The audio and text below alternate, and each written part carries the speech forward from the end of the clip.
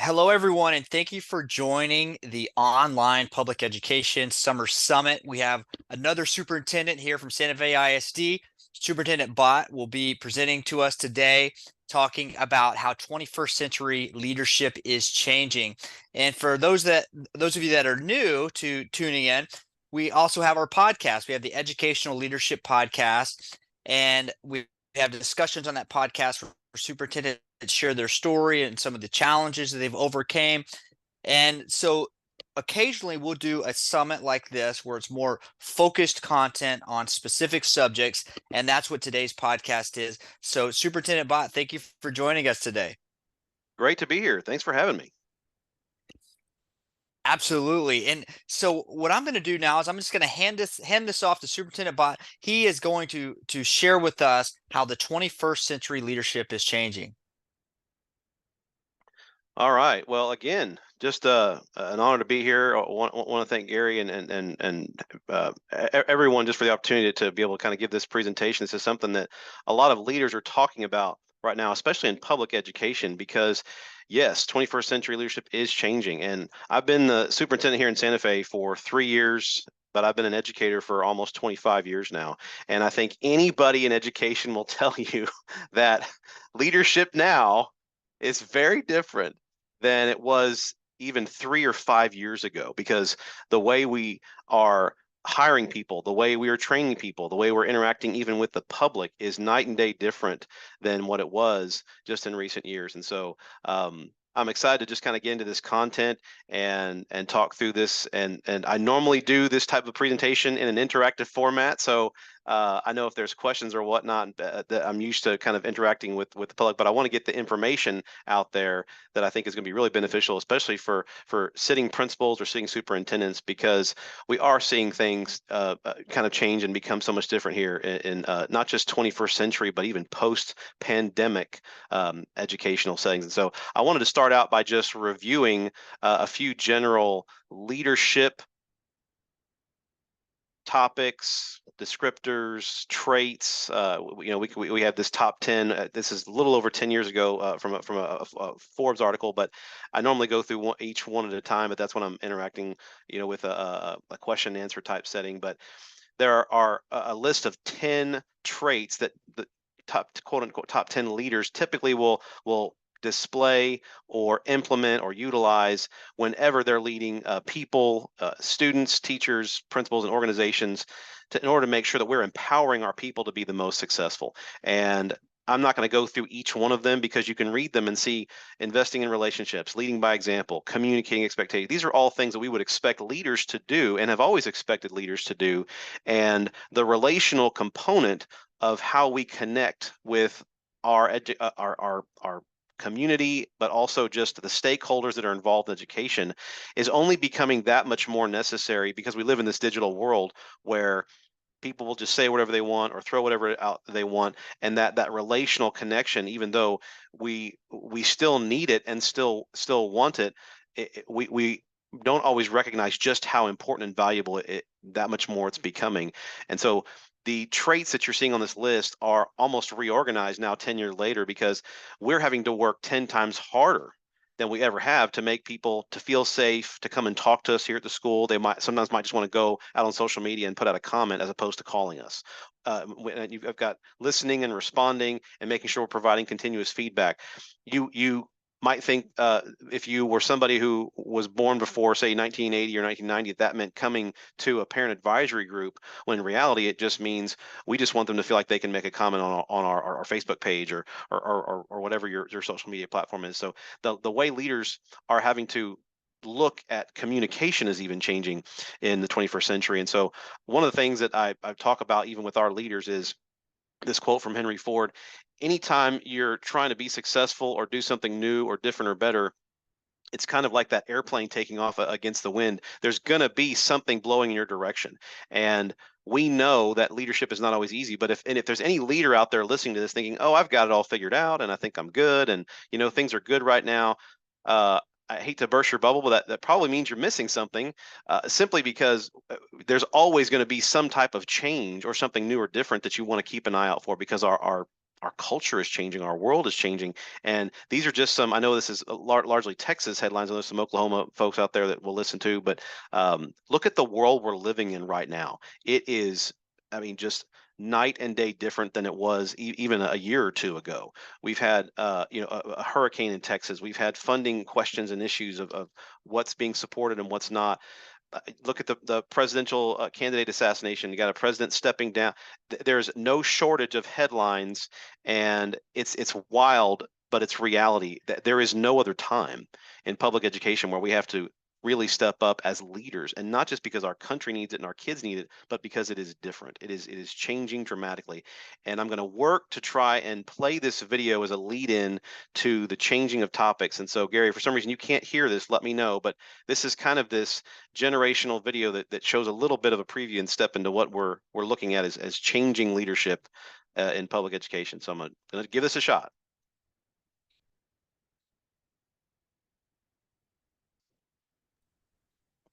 Yeah, Kevin, I'm not hearing the sound. Not hearing the sound? Hmm. Correct. Hmm. Let's see. I was going to try to boost the audio there. That's all I was asking. There might be a way to address the audio. Hmm.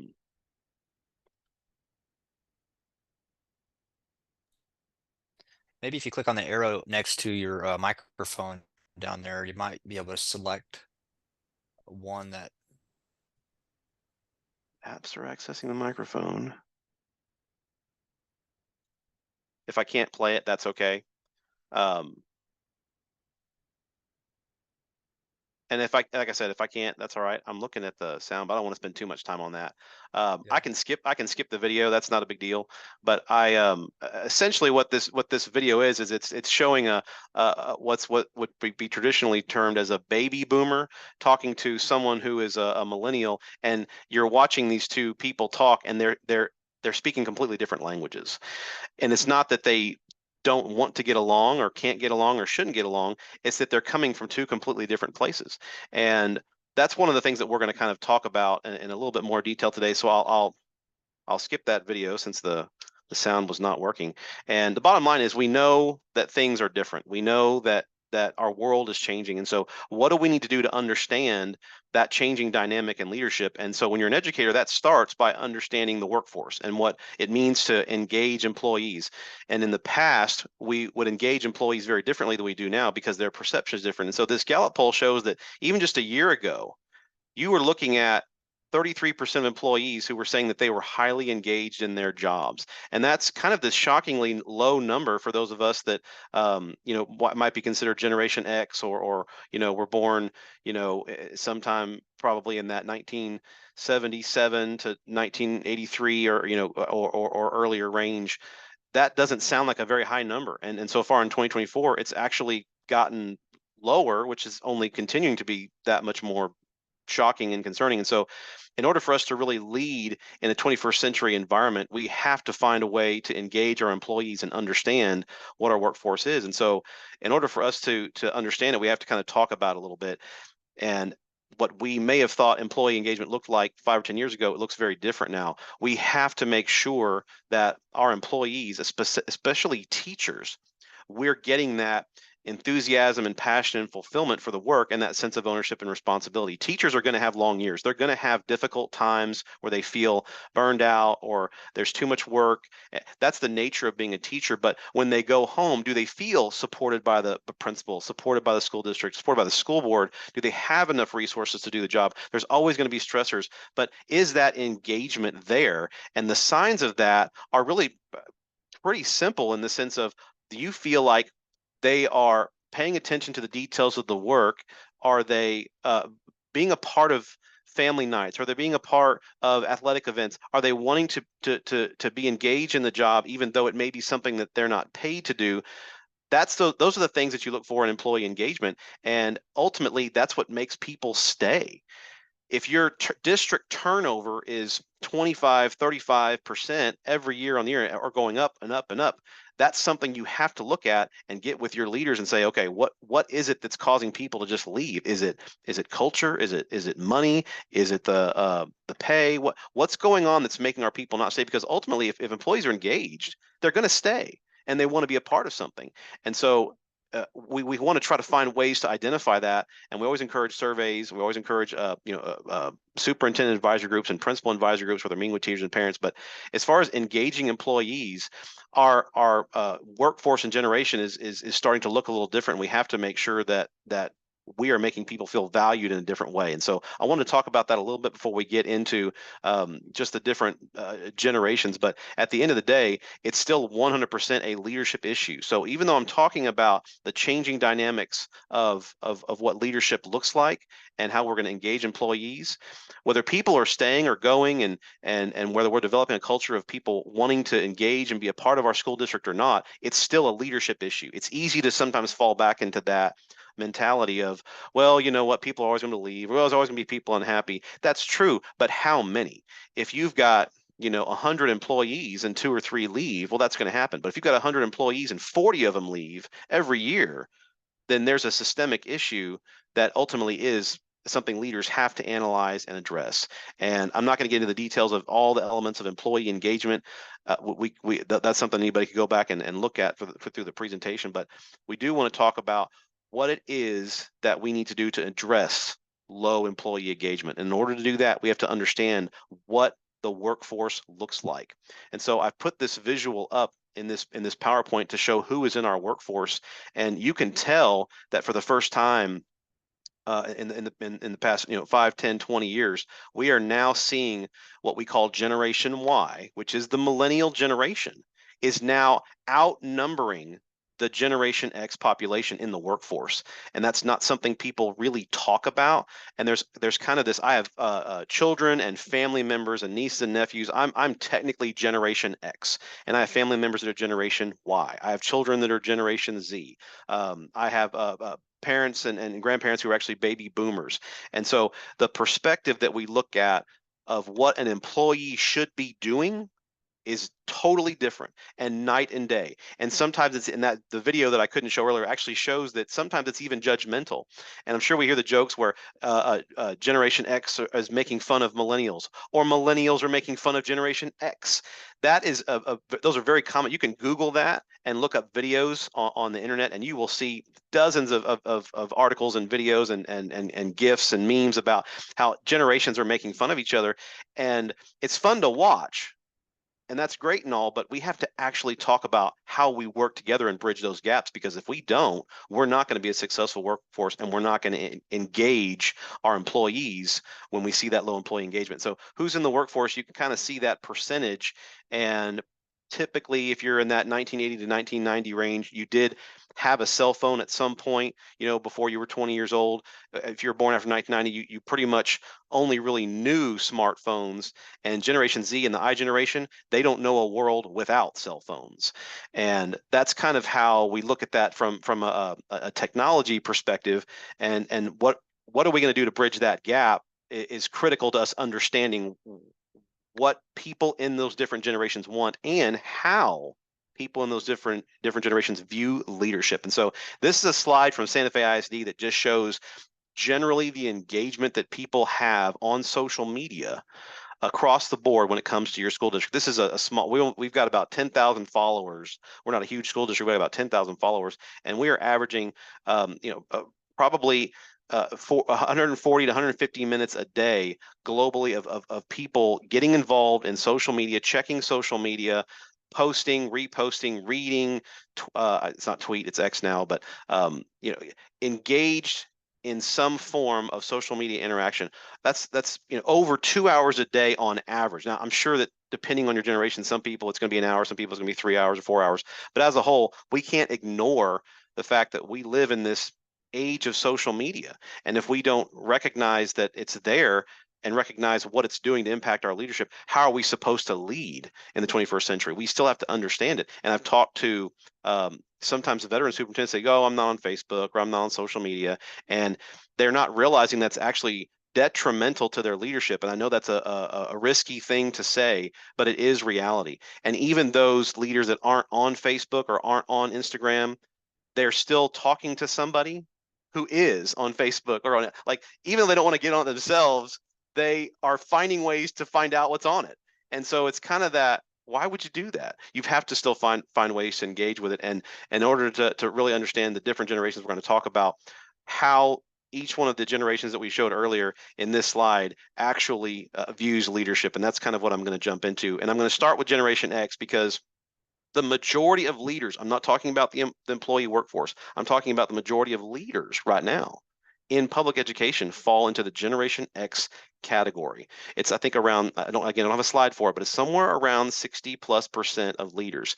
The other 40% are actually Generation Y and millennials. You're seeing millennials now move into assistant principal and even principal roles now than we've ever seen. And so when you're talking about leadership from a Generation X perspective, typically, and again, this is not all encompassing. So if you're a Generation X out there and you say, wait a minute, that doesn't apply to me, that's because there's not this perfect universal description of Generation X and Generation Y. So I don't want you to judge me when I'm saying that these descriptions are exactly or perfect or all encompassing, because they're not. But as a whole, Generation X typically want autonomy. They understand that you have to earn respect. They want to see the bulleted information, and they really they they just want to kind of sometimes say, hey, this is what needs to happen. You need to follow the directions and go do it. And that was a managerial style that used to be how public schools were run, and we just can't do that anymore. Everything's becoming relational. Everything is becoming a connection, and we have to find a way to do that. And we'll get into that with Generation Y and Generation Z in a minute. But that's something that sometimes the Generation X clientele will struggle with, of, you know what, I don't necessarily need to communicate that in all of its details. Actually, yes, we really do. And so that's kind of where the needs and concerns come in, because we may shy away from conflict because maybe our baby boomers did. We don't want to go and talk to that person or address that person or say, hey, conflict's not something we strive, not that anybody should want to do conflict, but we don't keep it up there as I may have to have this conflict in order to solve this, period. You have to always keep that in the forefront, almost assuming every day or every vision or every goal that you're putting out there may not be fully understood. You have to work extremely hard to communicate it. And as Generation Xers, typically they'll live to work, which means we're coming to work. We know that the job is part of life. It's part of the way we live. It's responsibility. I'm going to do a lot of things as a Generation Xer that I'm not necessarily paid to do or asked to do, because that's just the way I think. And that's not necessarily the way everybody else thinks, and that's okay.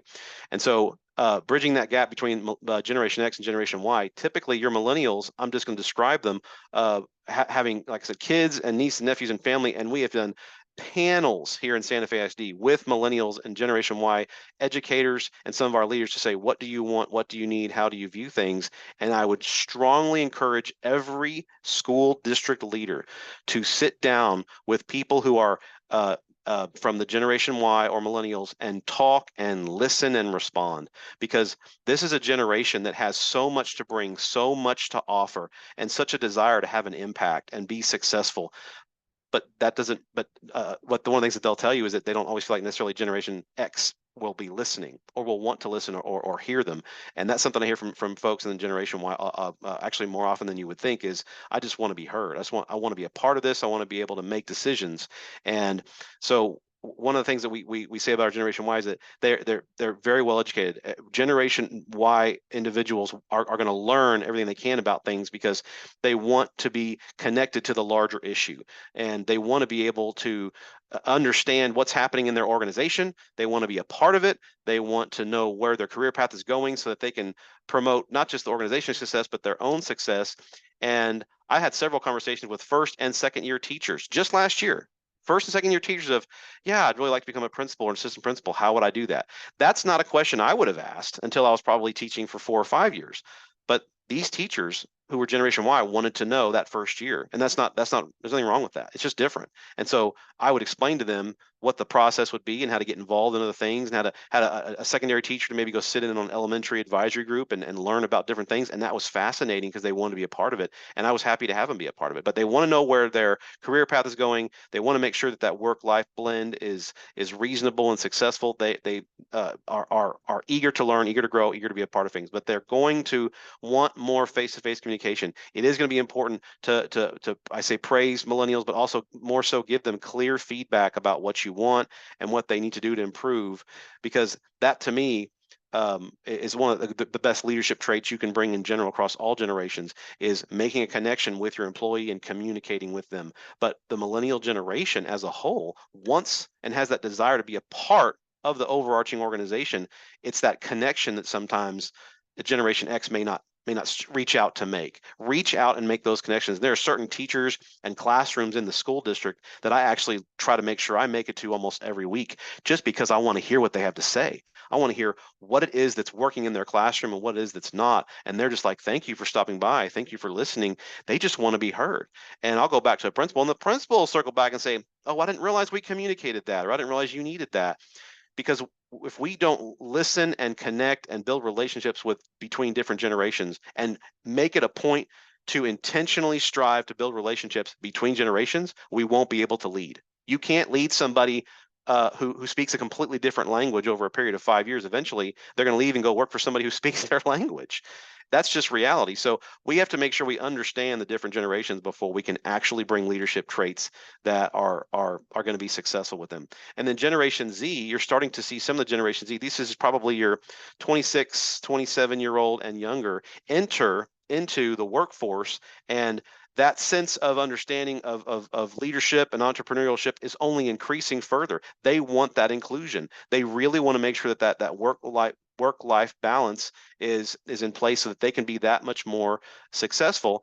And they are going to view leadership and communication very, very differently. And so one of the things that I've talked about with some of our Generation Z workforce is you need to make sure that you're communicating with your leaders, communicating with your mentors, communicating with your colleagues if there's something that you don't understand or might be miscommunicated, because we don't want you to shut down. We want you to not only feel included but feel heard. It's only magnified that much more for Generation Z, because they a lot of times were either in high school or college, where you saw everything go online. You saw everything for the pandemic have to go home. Everybody was working from their pajamas because they had to. Everybody was learning in their pajamas because they had to. And that's nobody's fault. It's reality. But there's a little bit of that flexibility that Generation Z is used to having, and we want to find ways to still help maintain that in a growing and successful way. It's not good or bad, it's just different. And as Generation X or Generation Y leaders, if we're not listening to Generation Z and talking with them about what can we do to make sure that you're a part of our organization, they're not going to be a part of our organization. We sometimes see new teachers as people that are going to have a lot to learn and have a lot to grow from, and have a lot of hurdles to jump over and hope they do okay. We cannot have that mentality anymore. It has to be a specific every 3 weeks, every 6 weeks, every 9 weeks. We have time set aside to meet with mentors. We have time set aside for professional learning, time set aside where there's a work day or half day, so that we can get everybody caught up. There's a communication enhancement that has to happen with new teachers and Generation Z and Generation Y teachers that we've never necessarily had to have, and with baby boomers or Generation X. And so communication, communication, communication. Generation Y and Generation Z are not going to stay. Longevity is not going to be a priority unless they're 100% engaged. And so one of the slides that I show almost all the time in our local leadership trainings is just pay attention to the little things. They're either going to build or erode relationships. And so it's not uncommon for us to talk about that in monthly leadership trainings. Are you asking people about their family? Are you asking people about the parts of the job that aren't successful? Are you asking them about whether or not they're doing okay socially and emotionally? We want to make sure that the whole being of an employee is being recognized. And sometimes just stopping by the room of a teacher, and I've got assistant superintendents and directors who I'll say, if you are not stopping by at least one or two classrooms, and I'm talking teachers in the building every single week, they need to see that leaders are listening. If they do not see that leaders are listening, they are not going to be able to contribute, and they're not going to feel that they're able to contribute. And when we do that, we see those little things like, oh, wow, you need a new whiteboard, or, oh, you know what? I notice your projector's not working. We catch up on those little things, and it's either going to build a relationship or it's going to erode it. And so in order for us to be leaders in the 21st century, we have to look at our generations that have differences as opportunities for us to learn and opportunities for us to be successful. And so I'm going to go through this quickly. Like I said, this would be more of the engagement part, but I don't want to go on too much. We know that the new generation of workers have indicated to us that they want trust and genuine relationships with leadership. Don't be fake. And that's something I hear from Generation Y and Generation Z employees all the time. Because if you've been on a computer for several weeks or months or even years prior to coming into education, you don't want fake. You want real, and you have to know that there's a relationship there where you can trust the person that you're talking to. That is the number one thing that we hear from employees across Generation Y and Generation Z leaders is teachers and educators is we just want to know that our leaders trust us and that we can trust them. Once that happens, then you start to see this collaborative leadership move forward in a way that it never has. The new generation of workers also said that they want to be a part of fundamental change, like not just incremental change. I don't want to know that I'm just helping out with this little event or this little part of the curriculum. How am I helping make the school better? How am I making the district better? I want to have an opportunity to contribute to that and be a part of an environment that allows me to have a positive impact. And so the personal and professional growth is also huge. Like I said earlier, how can I be an assistant principal? How can I be a principal? How can I be a director? Talking to them earlier about how they can go down those paths and grow their leader, growing them as a leader is something to communicate with our newer generation of employees. We want them to be successful, and we want them to know how they can be successful long term.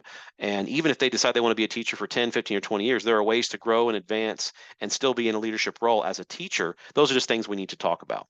And so those are important, critical leadership traits that we're seeing from 21st century leaders, those that engage with societal issues at health and diversity. And I know I'm getting into a little bit of a controversial issue, but there were things that I would have never asked as a Generation X leader. I would have never asked in an interview about social media or views on what's happening in society that we have to ask now with the people that we're interviewing. And so I would not have asked 10 years ago in an interview somebody to say, so talk to me about your presence on social media. What are some things that you use to influence others, and some things that you lead and pages or people that you follow? I ask that question now because I want to know what your social media presence is like, and I want to know what you feel like your impact is going to be in a digital atmosphere. That's happening right now, whether you know it or not, whether you're on social media or not. You are having some type of an impact on social media because it's such a huge part of our culture and how we lead. There is not a day that goes by in our school district, not one day goes by in our school district where our communications department does not put out some kind of a post about what's happening in the school, even in the summer, something positive, something informational, because there's always something to communicate. And that's the platforms that we have to use and recognize as a reality. And so I talk about that in 21st century leadership. We have to engage with social media because everybody's on it. And if they're not, they know somebody who is on it and they're asking them about it. We know that fair and ethical leadership is obviously critical, but how are you being an ethical leader and a fair and ethical boss that encourages people to speak up? That's critical for 21st century leadership. And the last one I'm going to get into just briefly, and this is paramount in ways I can't even begin to explain, but the new generation of workforce needs leaders who can say, I don't know. And I will typically have sessions to talk about why it is so important for us to be able to say, I don't know. And it's because we say to people in our organization, I don't have all the answers. My leadership is not defined by how much I know or because I'm the smartest guy in the room. Even Jim Collins will say, and this is an extreme statement, but it's reality. Sometimes you may have to just strive to be the least intelligent person in the room because that means you're surrounding yourself with smarter people. If you can relay that to people of my skill set isn't because I'm the smartest, it's because I'm either a relational person or I want to listen or I'm goal oriented. You can't just be defined by being the smartest person in the room. There's too many other relational needs that our employees have for us to be defined by that. We have to be able to say I don't know. We have to be able to say I need help, or even better, I want to work with everybody here to help us find the best solution. Those types of phrases are only going to further great leadership, because people know that you want their input in helping the organization to be successful. And so some of the myths that I go over with our leaders, just to kind of wrap this up and piggyback on that I don't know mentality, is, do our staff understands that we're busy or that I have a demanding job and they don't really mind delayed responses to emails? Yeah, that's just not true. People don't know that. You might be the person in charge and be a leader, but when they send you that email or that text, or there's something going on social media they have a question about, if you don't get back to them soon enough, they might actually think that you are not wanting to talk to them. And so one of the things that we always talk about with our leaders is we say 24 to 48 hours, 24 to 48 hours. Give people some kind of, even if you're a coach coming back from a late night baseball game and it's midnight, the next day you're exhausted. You might just have to send that person an email back that says, just got back, very busy, but I'll call you next week. Some kind of communication. Not everyone understands that you're busy. Not everybody thinks that the delayed response is okay. Another myth is that our people know that we need them and we don't need to remind them. We absolutely have to remind them. If we're not reminding them how important they are in our organization, they're going to think that we don't care. It's the same with our leaders, not thinking that our leaders know we care about them. The same response. They've got to be reminded. And so we get caught up sometimes in those myths because we're busy doing our jobs. People in education are usually clear on our expectations. Leaders just tend to believe that. That is so false. If we are not clearly communicating exactly what we want from people in the organization or something specific to a goal, it's not going to be clear. We can never assume that goals or expectations are clear. They have to be specifically addressed. The staff knows that we want decisions to be collaborative. Actually, most people think that you as the leader are going to make all decisions. They just kind of naturally think that. If you're not reaching out and making sure that people are part of the process and telling them that you want to be collaborative, they're not going to necessarily think that you are collaborative. And last one I have here, that's another common myth. Educators know that I will give them feedback when I can. They don't know that. Conversely, educators are just hoping that you'll give them more frequent feedback that's positive and constructive, especially elementary teachers. Secondary teachers may not need to see you as much, but when you see them, they need to know that they are valued. And it's something that has to be proactive on our part. And so I'm just going to kind of wrap this up simply because of time, but just to review some key leadership principles across all generations in the 21st century that we live in. Be real and genuine, make yourself visible, and make it clear that everyone is in this together. Everyone has to know that this is a collaborative effort. You have to listen, you have to give value to the staff, you have to take care of yourself and look after yourself, because you can't give what you don't have, but you're also modeling for others. I'm going to take care of myself. You need to take care of yourself. That's how we help the organization be successful. If something isn't working for you, if something isn't working for them, try something else. And the biggest one that I always like to leave people with is that critical importance of encouraging and empowering others whenever possible. I know several superintendents, mentors of mine, who actually set time in their schedules that says encouragement or empowerment. And if you've heard that before, that's great. If you haven't ever heard that, it actually is a practice that a lot of leaders have of putting encouragement or empowerment as a block off in their schedules every week, because that's a time where you're going to go and encourage and empower and make connections with people, because we cannot ever underestimate the power of encouragement and engagement. When we engage with our employees and encourage them and empower them, all of a sudden they turn around and do the same to others. And so that's such a critical component of 21st century leadership, because if we make those connections with people and empower them and encourage them in a way where we are being very intentional about it, then our employees will be very intentional about how they want to be successful. So we're modeling that in so many other ways. I'll put this closing thought out there that I like to put in some of our trainings. Leadership doesn't always look like we expect of it. Often it's just the small things that when no one is looking can make the biggest impact. And I use this visual image with these babies because you've got, the baby on the right that's maybe focused on something, but they're touching the baby next to them. Like, I just need to know that I have that reassurance and that I've got somebody here with me. So I'm just going to touch your leg, but I'm good looking at whatever else I'm looking at. You got the one in the middle who's got their snack and they're happy, but they're still checking out what you're doing because they want to know that whatever's going on is that they understand what's happening and that they're aware of what's happening around them. And then you've got the one on the left that's looking at someone or something that's not even in the circle, because there's clearly things going on outside of our circle that we may not even know or understand. There's always the different dynamics that are happening in our organization. And so that's why it's so important for us to encourage and empower and just watch for those small little ways that we can make the biggest impact in leadership. And so that's going to kind of wrap up my presentation.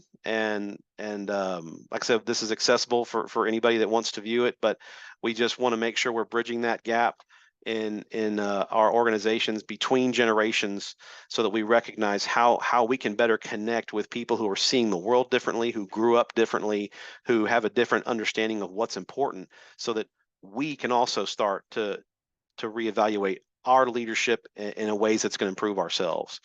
And that's pretty much all I've got. So I'll turn it back Awesome. over to Gary at this time. But yeah, like I said, the PowerPoint's out there. I really would, if you can, it's about a 1.5-minute video that I like to show to kick off this presentation of just how different the generations are and how they view things. But yeah, we have to be intentional about understanding that generation gap.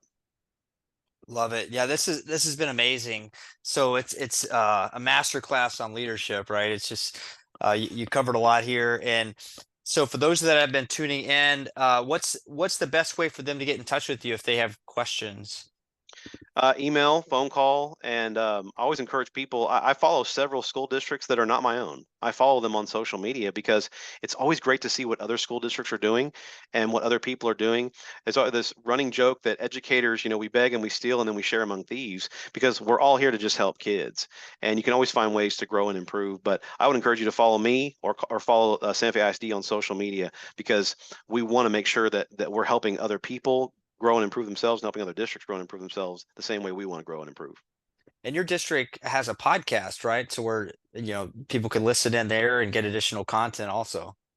So you can get, if you go to our main web page and then you go to the superintendent's web page, you'll see the letters that I send out to the staff every week. You'll see the letters I send out to the community every month, and then you'll see the podcast links that we do every month. We are just bombarding every communication channel that we can.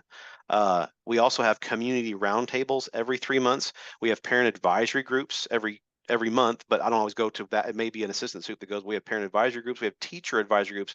We have created so many avenues for people to come and talk to us, because we're looking at a Generation X that still wants to do everything in person, a Generation Y that will do things in person, but is perfectly fine doing things digitally, and then Generation C that in some cases may prefer to do it digitally, but wants the ability to have different avenues. We've got to provide them. We have to provide every avenue for people to communicate with us, because we don't want to miss something for failure to put ourselves out there. Yep. Yeah, it makes perfect sense. And it all ties back to communication. And so very cool. Okay, well, we are going to close out the summit for today. We will have another one of these in the future. Could be some of the same speakers, right? Could be additional speakers. So we'll keep you posted. Do check out our podcast as well. Superintendent Bott has actually been on that podcast. It's a great interview there as well. It's just search educational leadership, educational leadership podcast on Spotify or Apple Podcasts. We also have a YouTube channel if you want to check that out. We have roughly 80 episodes, I think. We also want to give a shout out to our sponsor before we close out, Ideal Impact. Ideal Impact's giving away hundreds of millions of dollars to public education in the form of a free gift. It's unrestricted funds. So if your district needs additional funding for teacher salaries or whatever it may be, there's a ton of references, a lot of opportunity there if your district needs some additional funding. There's actually no other company out there doing what they do. It's a very unique approach that they're using to do funding. And so for those that have been tuning in, stay tuned for future episodes of the podcast, and also stay tuned for another digital summit here in the future.